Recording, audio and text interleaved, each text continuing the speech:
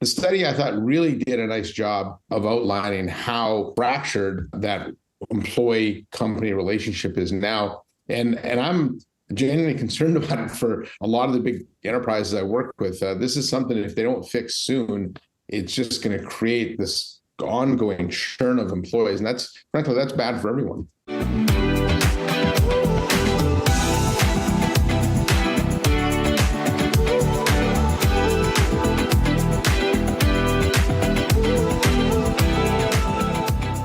Welcome to this episode of Everything Communicates, this very special episode, Everything Communicates, about the future of work. My name is David Toushek. I'm the founder of a little company called Everything Communications, and I feel so incredibly fortunate to be surrounded by some of the best and the brightest in the industry to talk about what they're seeing, and very specifically what they think business leaders need to do to create happier employees, happier customers, and more successful businesses in this new area of work.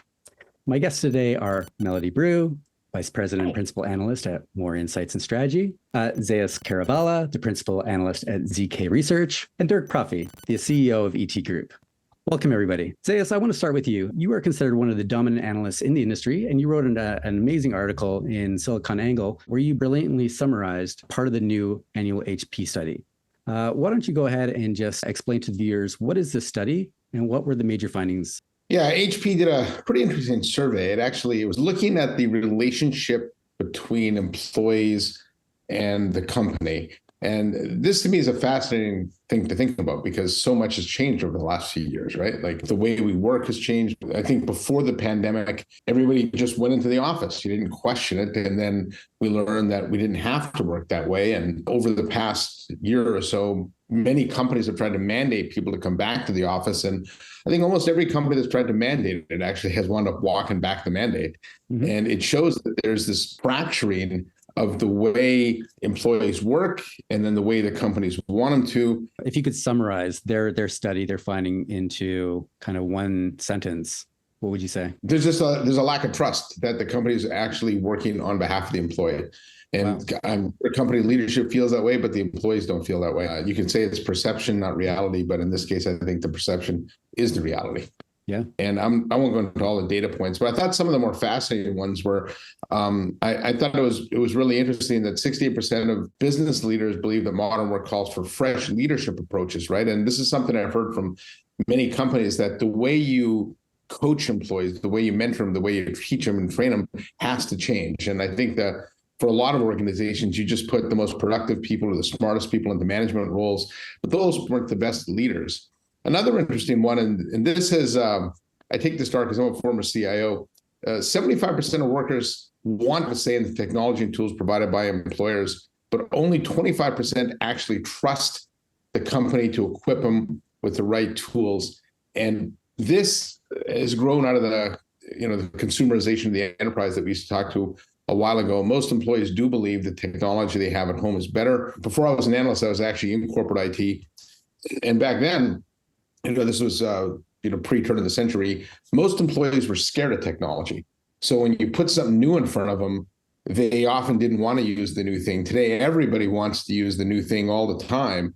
And so if they don't have the latest laptop and they don't have the latest mobile device, then you don't have the fastest network, you don't have the best communications tools, the employee is going to find a way to use them and work around their organizations. And so I think the study, I thought, really did a nice job of outlining how, fractured that employee-company relationship is now. And I'm genuinely concerned about it for a lot of the big enterprises I work with. This is something, if they don't fix soon, it's just going to create this ongoing churn of employees. And that's bad for everyone. Melody, you are also a principal analyst in your firm, focusing on modern work. And before that, you held a number of positions, executive positions from sales, marketing, and strategy. What were your big takeaways after you read Zeus's article or the underlying HP study? Yeah, I think the big takeaway is that people just have a really unhealthy relationship with work right now.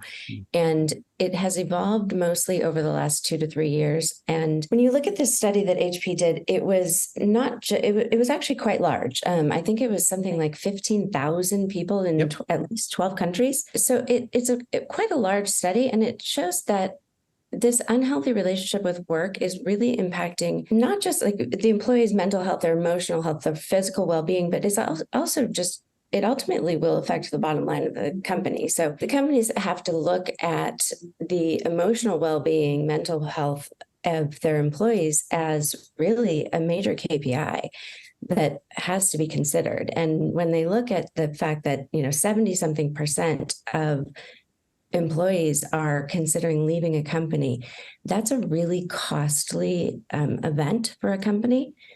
And so really it's like, how do they look at this? How do they look to, the types of tools that will proactively address burnout? Find the things that are kind of like surfacing disengagement, look for those early indicators, empower their employees to kind of optimize their work habits and schedules. And that's really, I think, becoming harder to do in this hybrid work situation. And like Zeus said, they have to have the tools and they have to have the technology. And so really, how do you kind of assess and optimize that from a technology standpoint and a workload balance across teams? And, it's a lot. It is. It's huge. I think one of the interesting aspects of this is Mel and I see at each other a lot of conferences, and at all the conferences, everybody talks about CX, i.e. customer experience. Yep. But how often do you actually hear about a company talking about employee experience? And so in this effort to create better customer experiences, we almost forgot about the employee. Right. We almost did, didn't we, Dirk? I know one of the reasons why I wanted to invite Dirk here is that Dirk has been honored with the Tony Hsieh Award, which is an award given out to really the most innovative CEOs who really embody the spirit of the late, great Tony Hsieh. But he's also somebody who has brought incredible transformation to his own organization and now works to help other organizations bring that transformation as well. What are you seeing about that, Dirk, what Zeus just said about focusing on the employee experience? Yeah, I mean, that really resonates. And I believe it's even deeper. I think we're in a very interesting and exciting moment in time where we're truly reinventing the way we work and what an organization stands for. So I think there's this massive paradigm shift that we're leaning into that is really inviting us to reconsider, why do we organize in the first place? And how do we go about doing that? Because the way that we've been doing it has been inspired, by Taylor, that was like 100 years ago. And now we're actually reconsidering all those paradigms, all those structures. I would say all this this way that in the past, when we were dealing with less complexity, you had a few people that had all the answers. And now we're moving to a place where no one has the answer. We're actually figuring things out as we go and needing to experiment. And in a way, we're shifting to having to ask the right questions and inviting many people to answer those questions from different perspectives, to then experiment and iterate and prototype what may make sense now, because it's very different than what made sense before. You mentioned questions, and I think in the past, companies have relied on surveys to assess the engagement of their employees, to see how happy are they, how engaged are they. And really, that's not sufficient. It doesn't actually show you enough. Just the way the questions are designed have a lot of built-in bias in them. No matter how much you tell employees that these surveys are anonymous and that they won't, be identified or whatever, there still is fear that employees will be identified if they call out a manager for not being, kind or for having some sort of issue at work. And so you have to go beyond just the survey.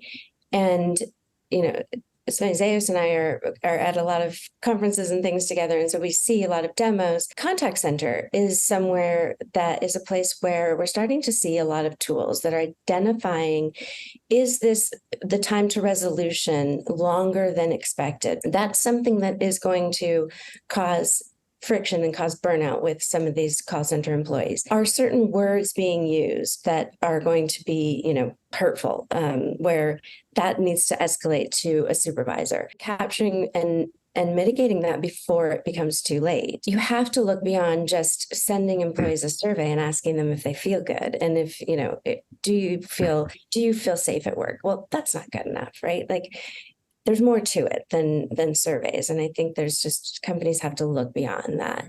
I'd like to get Dirk's take on this too. One of the interesting points in the study was that employees are driven today more than ever by purpose, right?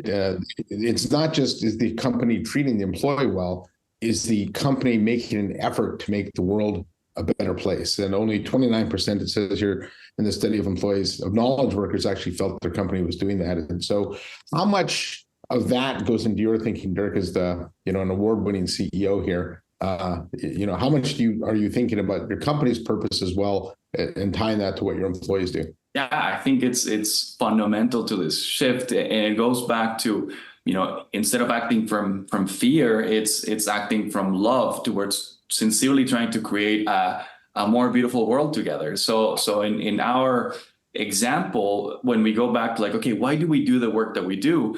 Well, ET Group exists to help people connect and collaborate better so we can create a more beautiful world together. And that becomes actually, it's not just a nice slogan or something. In fact, we've shifted the way we organize the entire company based on that purpose. So we've got, we don't have a hierarchy based on positional authority. We have a hierarchy based on purpose. So that purpose that I just mentioned that's what actually organizes the entire organization. It's okay, we're trying to help people connect and collaborate better, and everything that we do is tied to that purpose. So I think it's a beautiful aspiration to have everyone connected to the purpose of the company. And I think many people, for example, within ET Group are, and other people aren't, but at least having that clarity there creates a more authentic invitation as okay, this is the journey that you're invited to.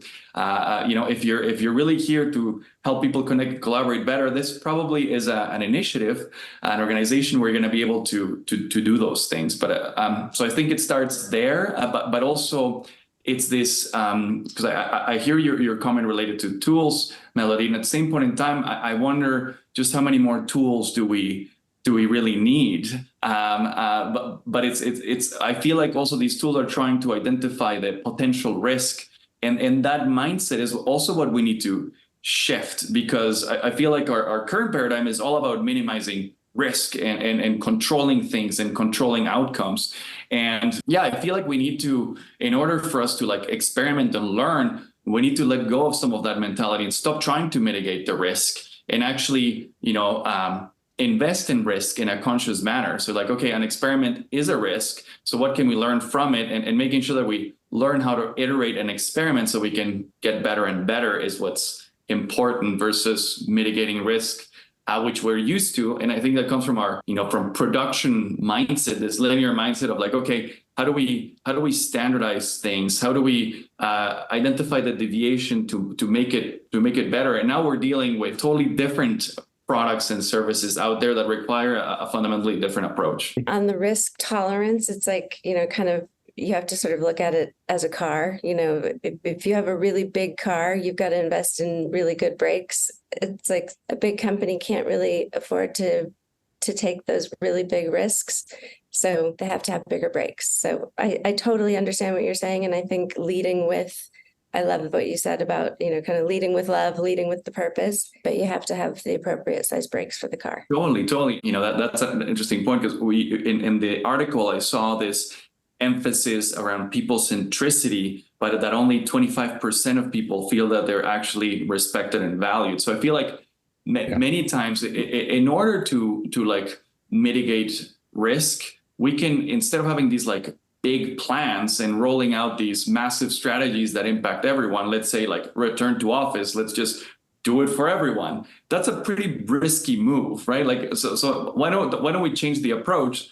So instead of needing the big break for the whole organization, what if we actually prototyped something with a smaller group of people after having discussed it with them, or actually even co-created a potential solution with them, and then say, okay, we're going to test it for this amount of time, and after the 3 months, we're going to do a retrospective, learn from it, iterate it, and then scale it up in that sense. And I feel like many companies are just not comfortable with the concept of prototyping and experimenting. I feel many companies actually, they have a certain group of people prototype on behalf of everyone. And I think that that's part of the shift. We're all prototyping together in life, right? So how do we learn how to do that so that it's scalable, and at the same point in time, it'll actually reduce risk for the whole organization? Yeah, I think what you said at the beginning, though, a lot of companies are afraid to fail.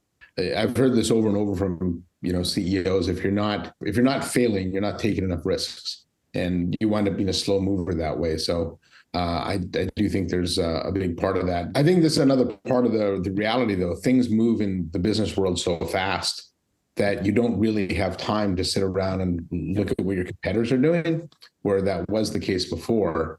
Because while you're doing that, the entire industry will have moved again, while you're trying to figure out what to do a generation ago, right? So, which is just a year now or something. Well, I think that's a huge part of the reason why we're in the kind of position that we're in, where things aren't working. I mean, when I look at the HP study, that's the headline to me, is that things are broken. People are not satisfied. They are not happy. The happiest people who had the most healthiest relationship with their work were the Indians. People in India at 50%. That was the best in the world. 50% thought that their relationship with work was healthy for them. In Canada and the US, it's like 28 and 23%, something like that, right? So the current situation, it's not tenable. It's not really working for employees. And if it doesn't work for employees, it doesn't work for customers. If it doesn't work for customers, it doesn't work for the CEO or shareholders or anybody else. So to me, the current system as we have it today, post-pandemic, let's say, not that it was perfect before the pandemic, surely. And, people have been evolving and generations have been evolving and wanting more. I like to think of it as moving up Maslow's hierarchy of needs and becoming more self-actualized. We have that privilege. We are more concerned and socially aware and thinking about our purposes in life and who we are and what we want.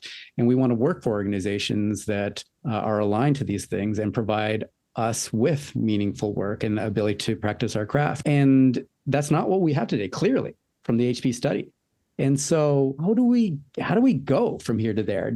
Zeus, I think what you said is a huge part of the problem, is that we found ourselves in this position with like a week's work, right? Like a lockdown happened and CEOs had to figure out very quickly, within days, like, what are we going to do, right? And they ended up, for most of them, like, okay, we're going with Teams, let's get that set up, and we're getting laptops for people. They scrambled, and they didn't do what Dirk was suggesting, to do the work of, okay, what do we need? What is best? How do we get from here to there? What are we trying to create? We didn't involve people in this. We involved IT mostly, gave them the decision. I don't know, you figure it out. People didn't know what the best solutions were, but we had IT figured out. And to me, I think that is a huge part of the problem that I see in the results, is that people are unhappy. Employees are unhappy with the technology that they have. It's not working for them. They don't feel set up for success. Working from home, working from the office, they don't have the tools, they don't have the support, they don't have much of what they need to be successful. Part of this goes back to, and this was in the study, the emotional intelligence of managers. If they start to see somebody, not being productive, and a lot of times employee satisfaction is tied to productivity. If somebody is not being productive, if they're like highly distracted, usually that's going to be some sign of something is going on. But there's also, I think you have to weigh that against, there were so many of these employee monitoring tools at the beginning of the pandemic because people wanted to make sure that their employees were working. I get that there's this, people weren't working from home, and managers and CEOs were like, oh, I need to make sure my people are working. But I'm not sure they did it in the right way, because, it was like keystrokes. That doesn't necessarily mean somebody's working. Like a lot of the time I just need to think, and I'm not, my hands aren't on a keypad if I just need to think, or if I'm having a conversation with somebody and brainstorming. So there have to be, kind of different measures of productivity, but productivity, workload, there's so many things that have to go into that. But I think that does kind of tie back to the EQ of managers. And that was a big disconnect, the emotional intelligence to kind of be able to identify at-risk employees. I think Mel's point is good. And at risk isn't always the obvious, loud malcontent. Because I did some research in this area a few years ago, and I found that it was the disengaged employee that was really the silent killer for companies.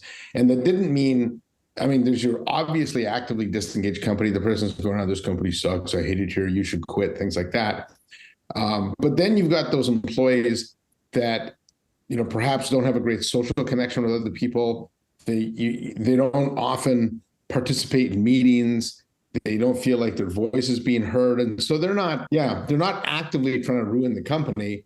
They're just in this bad place in the company. And those are the employees, and there's a big chunk of those that really hurt productivity. And I think one of the interesting things today is we've never had better data actually to measure how engaged employees are. All these tools, these collaboration tools, track how often people speak, how often they don't, what their meeting schedule looks like.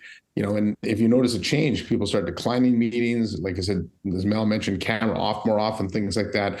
That would indicate a change in that person's work. And that's, your point, Mel, where the emotional intelligence that manager then they have to be given the data to be able to then go to the employee and find out what's wrong, even to the point where maybe when you're in a meeting, you call on that person. If they feel like they're not being heard, you can say, "Hey, Dirk, I noticed you haven't said anything in a while. What do you think of that?" or something, right?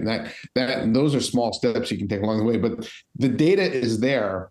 Companies just have to find a way of getting that data in a format that's usable and understandable, and then to the managers. Yeah, and I think that there's that, and it's wonderful that we have this data, and I feel like we can also be more proactive even without having the data. It's like if you want more engaged employees, engage your employees. Like the answers are relatively like straightforward, but we need to like shift how we do that. Is like, okay, so can you envision your town halls and aware where you're actually engaging your employees instead of talking at them? Can you facilitate meetings so that the manager is not the facilitator and he just becomes someone else that's participating in that meeting? So you actually break from this adult-child relationship. It's like, I'm sorry, if I have a manager, like they're not my dad or my mom, they're colleagues. So I think even the way we talk about managers and employees,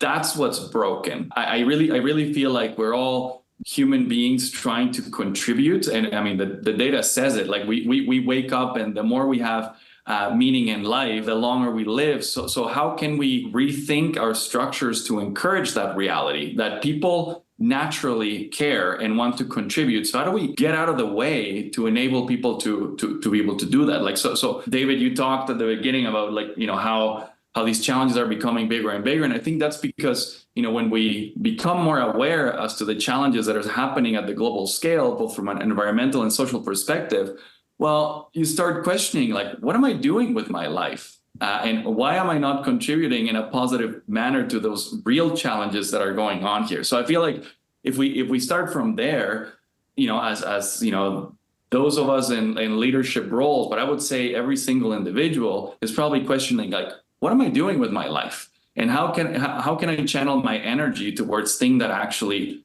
matters? So I think it starts there with everyone to look at themselves and be like, hey, what are my talents? What are my skill sets? And what are the things that I really care about? And can I align myself with companies and organizations that are working on those things? That's step one. And because when you do have people that join you because they believe in what you're doing, well, you don't have to worry about, tracking keystrokes. You actually you're worrying more about like, okay, how do I leverage these awesome talents that are in this company so we can do more work together? How do you balance the purpose side of it with the productivity side of it? Because I have seen companies almost over-rotate the purpose to the point where the employees now feel like too much of the executive's time is being spent with that, and no one's really working. So I think for us, it's been a shift because we want productivity, and we do that by providing more accountability at the team level. So for example, within ET Group, actually right now we're going towards a shift where we have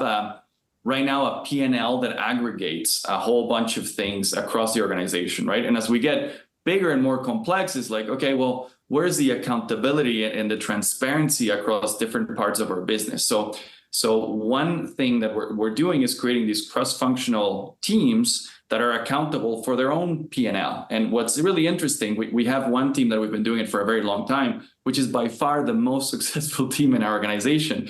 Not because anyone is telling them that they need to do better, just by having the data in front of them, they want to do better themselves. They just self-organize around that P&L and figure out how to be more efficient, how to save costs, how to grow revenue. So I think that's a shift too that I see from, individual performance metrics to team performance metrics, and clear line of sight to that P&L, which I think is a great representation of, the oxygen that a team or organization needs in order to achieve its purpose. It's like, profit or money is oxygen to doing meaningful work. So creating that linkage together, and especially at a smaller team size, that's the other thing. Like many times we have these like departments that are massive.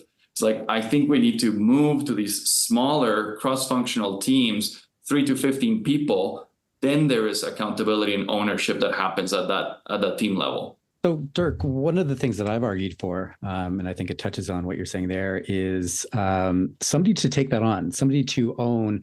In my mind, it's a CCO, a Chief Communications Officer, but somebody who owns communications across the organization holistically. So not in the way that we typically think of heads of communication, where they're, in charge of corporate communications, whatever, but somebody with a mandate to do two things: create happier employees and happier customers, and doing that through, understanding what they need and what the challenges are, and providing the enablement and the services and all that. To me, that's, the starting point is having somebody with a mandate, the expertise and budget to purchase the tools and the services and the trainings and all the rest of it that goes along to enable that. Do you agree with that, or what do you see as like the next step? How do we go from here to there? I don't know if you can almost like delegate this mandate to a new role, so to speak. I sincerely believe it's whoever's the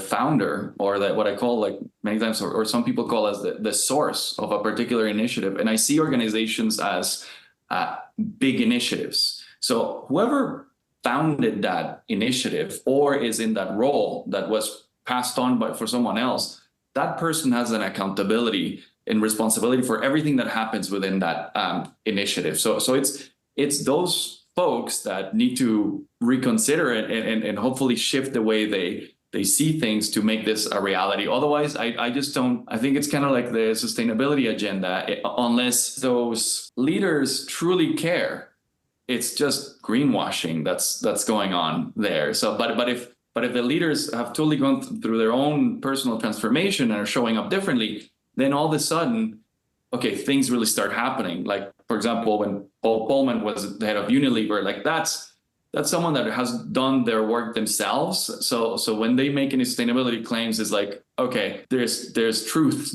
to those pieces compared to many others that are just reporting on some metrics, but who knows how they're coming up with those numbers. So I think it really, there's a responsibility of that founder or natural leader within an organization, because if you don't have that sincere and authentic buy-in, it's just not gonna stick.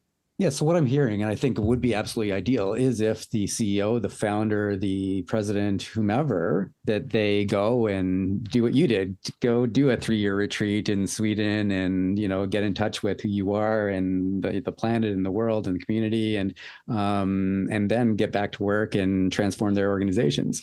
That would be ideal. I don't know how realistic that is for the whole world to go do that right now. So how do we go from here to there? Like, it's broken now. It's broken today. It's not working for employees and customers, and we can't wait 3 years for CEOs to figure out themselves and all the rest of it. How do we, what can we do? Melody, what are your thoughts, and what can we do today to start fixing things and bringing about change? So I was actually going to ask you guys a question. What do you think another study that recently came out is Microsoft's Work Trend Index that shows just kind of some early data from what they're seeing from Copilot. And people are actually getting some some time in their day back, because from using Copilot, and I look at something like this and I say, okay, if Copilot is helping them, 70% say they're more productive, 68% say it improves the quality of their work, 29% say they're faster in a series of tasks, searching, writing, summarizing. So there's a bunch of data here. I would go out on a limb and say that it's not just Microsoft Copilot. And we're super early in this Gen AI era, but all of these Copilots are going to get better at helping people save time, right? Mm-hmm. Eventually. They're not there now. They're not there yet, but they will, right? Mm-hmm. I mean, even just meeting summary at the end of a Zoom call, you don't have to spend your time summarizing. Call centers don't have to spend your time summarizing. People are going to get back a little bit of time in their day. What companies do with that time is really going to be a huge shift for people. What do you guys think about, Dirk, as a leader of a company, what do you do with that time?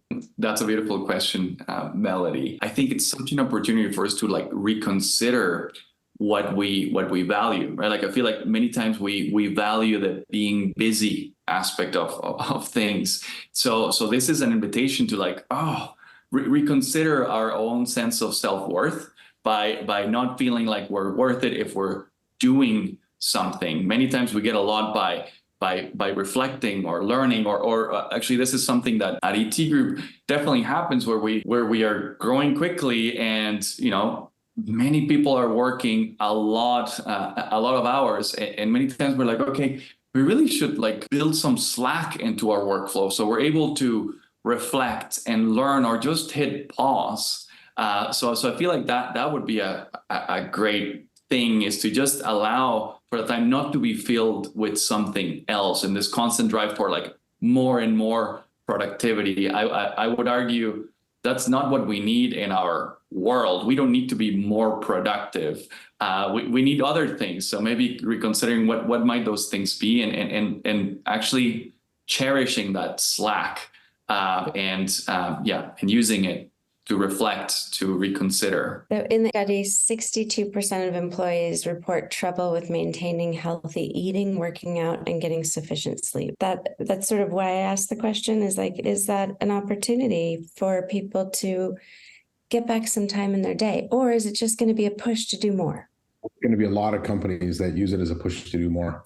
No, yeah, for sure. And that's the slippery slope companies are gonna walk, I think, is how the leadership can resist the urge to do that. Now, all of a sudden, if people are getting 8 hours of work done in 6 hours, it's pretty easy to think I can just throw 2 more hours of work on top of them, right? So that is something I think you've already started to see some companies that will go to 4-day work weeks and things like that. So I'm curious to see how widely that gets adopted. And I think in different countries, it'll be different too. Like you look in Japan, where they still don't have a very big work from home culture. Everybody's working all day, every day. It would be hard for me to believe that in Japan that they would take that extra time and just throw it out the window, right? So, and give it back to the employees. According to the study, it looks like they would really benefit from that. They need it. They seem very unhappy. Yeah. And I was in Japan last summer, and the way they're living there is so incredible, so civilized, and they seem happy, but I think they're very not happy at work, and it's too consuming. Maybe I don't know all the details of it, but working more and being more productive, to Dirk's point, is not necessarily what we're looking for as humans. I think technology can play a huge part, and I think that's part of what's broken. This study makes that very clear. That was also already very clear from my own experience working with clients. What I saw, though, as a challenge, one of my biggest challenges, was that the leadership, the CEO, et cetera, are looking oftentimes to IT to make decisions on technologies, and IT doesn't necessarily see any problems. Right. So when I would call into IT at a company where I know there's problems, I've experienced it. I've spoken to their employees. I've experienced it myself. IT will say things like, "Oh, no, it's fine. Everybody's fine. Everybody's happy." Right. And I think there's lots of challenges. I think that's a major one. So David, this is a fascinating topic, because I don't think IT wants to support more stuff. No. Everything gets thrown onto IT, and if you're going to actually go down this route of giving users more tools, you need to find a way to make IT more productive. I remember a few years ago, I was just asking some IT pros about, like every unified communications product now has the ability to take a voicemail and throw it into your email. And I was talking to this one CIO who said, we haven't done that yet. And I said, well, why not? And he goes, well, and I'm like, I don't know. He goes, I just don't want to support it. And, You're right. So, right.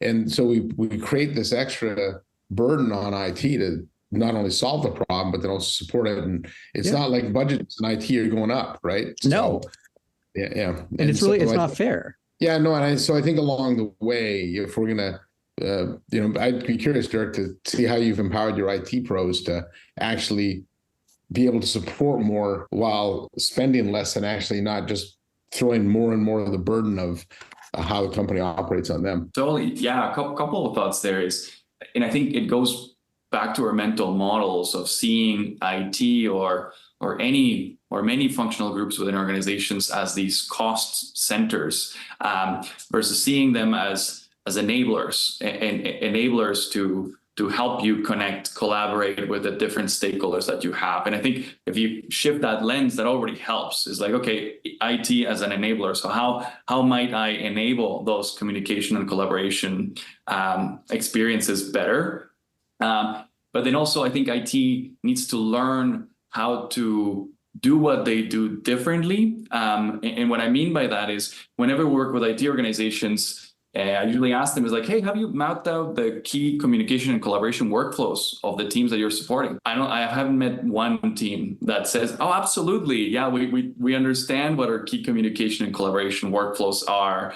And that's interesting. I feel like our mindset needs to shift, but also we need to apply things like, or start doing things like design thinking and realizing that, hey, before coming up with a solution, we actually need to understand the actual experiences of different types of users. We need to invite them to like co-create the solutions together with us. It's like it's a major shift again from the few technology geeks to like just tell me the requirements. They're gonna find you the solution. To this is a journey we need to take together, and we need to like really listen and explore and understand and empathize. Yep. And then we can come up with interesting solutions together. So back to my question, I think you're right, Dirk, and I'm with you on that. My solution to that problem has been CCO, right? Somebody who has the expertise, somebody who's done the reflective work, somebody who knows what good customer experiences look like and good employee experiences, and knows how to collaborate across the organization. Without that, who does that? Who can create that? I think, well, for example, in the work we do with our clients, so those that are wanting to connect and collaborate better, basically we do that together with them. So before we get to designing these great workplace technology solutions or supporting them, we start with this discovery exercise that where we map out all those different workflows. We go and we interview a bunch of different people across the organization to understand these workflows, understand the challenges and opportunities that exist for each one of those key workflows. And only after we do that do we get into designing technology solutions. So that's how we approach it. I think any like good partner would want to do that together with our clients. Yeah. So we're just about out of time here. Closing thoughts. Where do we go from here? How do we start creating better? Melody? I do think, and we haven't really gotten into this, it's probably a topic for another day as well, because there is a lot to get into this, but there are platforms exactly for this, for kind of the employee engagement and kind of solving for this. WorkVivo is one of them. Zoom just acquired, and to see an example of how they work with companies they just launched with the Virgin Group. Yep. And it's just, one, it's gorgeous because it's all Virgin branded and everything, but you can see how they really kind of bring employees in. And it is that, like what Dirk was talking about, it's more kind of the proactive reach. It's not like the kind of mitigate the risk. It's like, let's just bring everybody in and like make everybody feel a part of a community. It's creating that community and making people really feel a part of something, which, from what I know of them, Virgin does a really great job of that to begin with. But I do think, community is a real part of that employee experience. I just think that it's a long way to go for some companies, for some brands. I'd be really curious to see where we are a couple of years from now. I know that this was kind of the inaugural study from HP.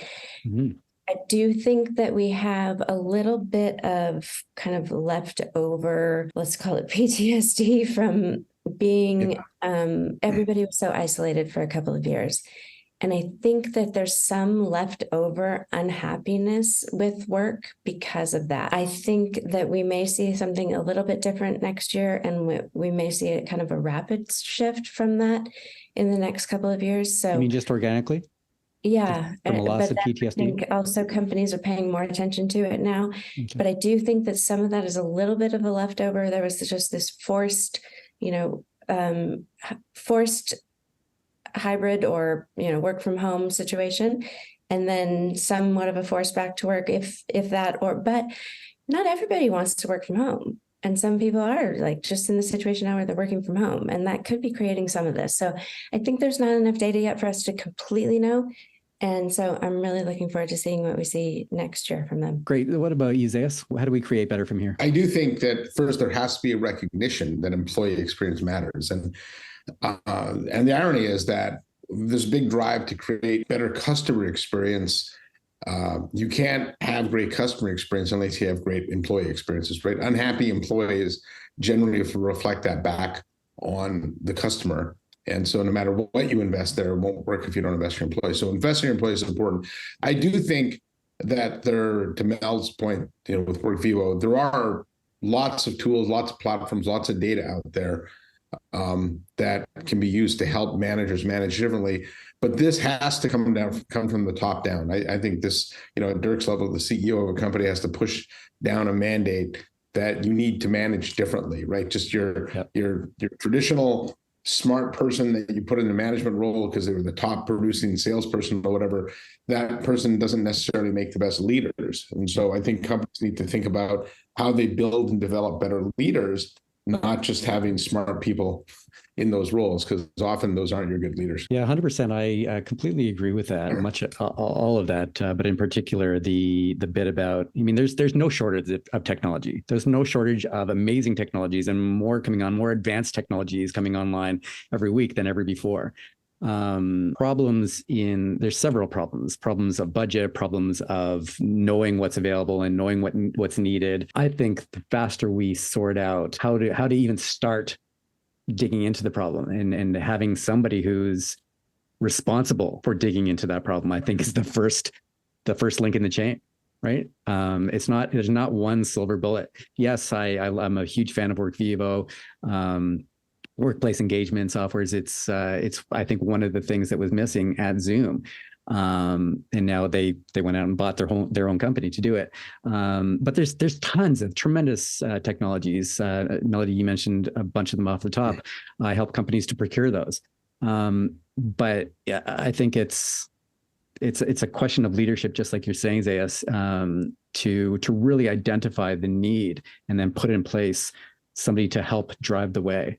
Dirk, what are your thoughts? We'll close this off here. Totally. And I think it may be a combination of having that leadership and combining it with the right data. So I think a next step could be to invite people, and also, Melody, you mentioned community and how important and how much we're craving for that. So what if we created intentional events focused around questions that matter for these employees, for people, and we hosted those events in a way where we're able to really engage them and facilitate those conversations in a beautiful manner, where we can also surface some of the data that we're capturing to make sense of it together. Not, managers make sense of it and employees receive it. It's no, let's get together and talk about these things that matter, bring the data so we can all make sense of it, and we can figure out a way to move forward together.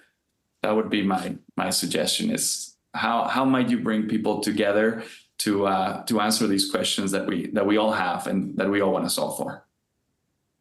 Beautiful. On that note, thank you all for joining to discuss exactly that, the challenges, the opportunities, and how to build better, how to build the future. It's up to us, isn't it? It's up to our generation and the generations to come to rebuild something that's worked 100 years ago, worked maybe 50 years ago, but it's not something that newer generations want. So it's exciting. In a way, we just have to figure out, I think, how to go from here to there in the most effective, efficient way. Thank you very much all for joining. Thank you to you, the viewers. Appreciate you. We'll see you next time. Thank you.